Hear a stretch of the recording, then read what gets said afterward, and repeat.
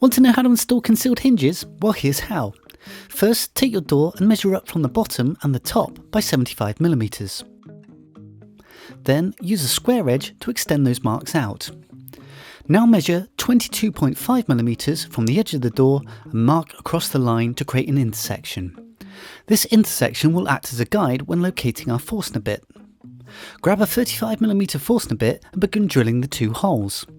Drill just deep enough so that the hinge cup seats unobstructed, roughly around 13mm deep. It's best to periodically test the fit so you don't drill too far.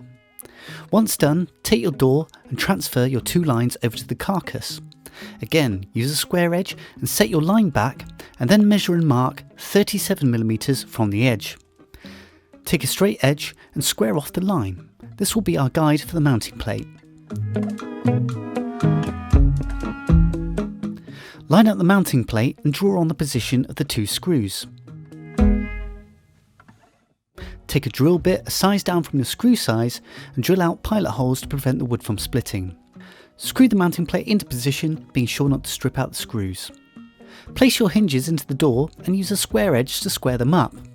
Pre-drill pilot holes again, but this time using a self-centering drill bit, and then screw the hinges into position.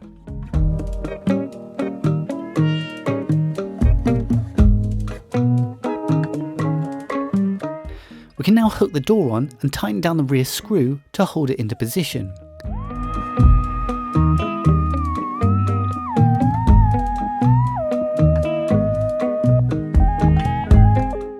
As you can see here, we have a bit of an overhang. Luckily, these hinge types offer plenty of adjustment, and I'll leave a link for these in the description. The screw on the left will adjust the door's positioning from side to side, and once you're happy it's square, then you're all done. If you have any questions, let me know in the comments, and I'll hopefully catch up again with you soon.